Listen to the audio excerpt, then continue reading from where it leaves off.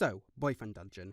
It's a delightful little game that I played recently, and the new Secret Weapons DLC is amazing. There were 3 main issues I had with the game on my first playthrough, and thankfully 2 of them have been fixed by this DLC. Firstly, pre-DLC, each character felt like they existed in their own bubble, and the addition of the overworld conversations pops this bubble. I love basically every single new character interaction. The cast of characters feels so much more alive and less like they exist solely for the player. If we get future expansions for this game, I hope they focus even more on character interactions because they're such a joy. Secondly, the additional dungeon fixes my issue with the game's length.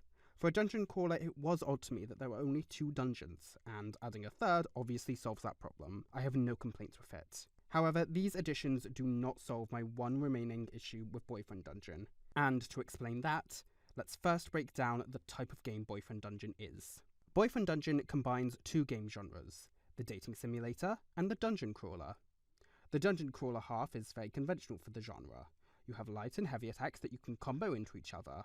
You can have equipment that gives you passive buffs, and you earn EXP on every run, so even if you don't get far, you've still made progress. Then on the other side, you have the dating simulator.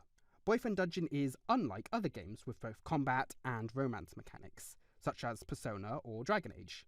In those games, romance is, at most, a fun side activity, not the main attraction nor selling point. Whereas in Boyfriend Dungeon, well, it's in the name.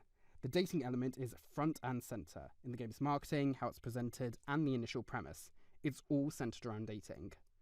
So how do dating simulators structure themselves? The first portion of a dating simulator will generally serve to introduce you to the various characters and the world, a section of the game sometimes referred to as the common route.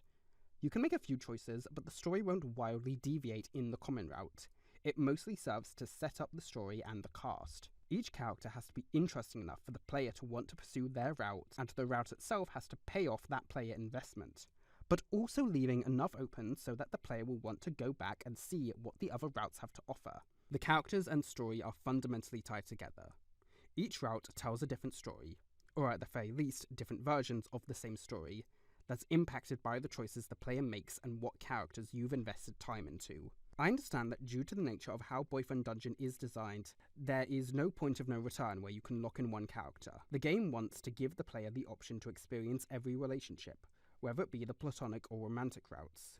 So I'm not saying the game needs to be separated into distinct routes. The flaw of Boyfriend Dungeon is that, well, the characters that the player wants to get invested in, that they spend time with and are meant to be the main focus, have largely nothing to do with the story the game actually wants to tell. None of them were involved in the main story of Eric and his creation of the katana homunculus, beyond him using bits of their weapon forms. And even then, that feels like a superfluous detail, because katana doesn't much resemble any of the weapons he's made from. We can reasonably assume that Eric took weapon chips from Sunder, Valeria, Sawyer, Seven, Pocket, and maybe Leah, since they're the ones we find chipped in the dungeons. And yet, Katana isn't much of an amalgamation of them. He's mostly just a katana. At most, I think I remember them using 1 attack based on what weapon you bring into the fight, but that's just 1 attack. Personality-wise, isn't much better. Katana's personality is mostly based off of Eric, rather than any of the weapons that he's made out of. Thus, the fact that Katana is made out of the other characters feels completely superfluous. Ultimately, the only characters that have any impact on the story of Boyfriend Dungeon are your cousin Jesse, Eric, and you, leaving most of the cast to be put aside. Ironically, in the main story, the only purpose they serve is to be weapons, tools to be used rather than to contribute to the plot as characters. Ultimately, despite the fact that the game presents itself as a hybrid between the dating simulator and the dungeon crawler, the main story of the game lets the combination down, turning the boyfriends and girlfriends and... Hey, side note, fellow non-binary people, we really need to think of a good gender-neutral phrase for this because joy friends feels childish and they friends just isn't cutting it. Anyways, it leaves the characters of Boyfriend Dungeon feeling like a fun side activity to distract yourself with while you deal with Eric and all his bullshit, in a game where their stories should be the focus. Now, that being said, none of this makes Boyfriend Dungeon a bad game. It's a great game. I just want it to be the best genre mashup it can be. Now, if/when we get future updates for the game, I wouldn't want them to go back and change the existing story. I'd rather they add new events that focus on more interactions between the cast.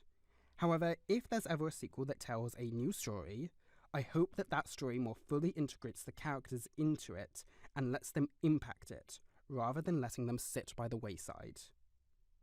Whoa, hey, look, I did it! I made a second video. It only took me like 2 years.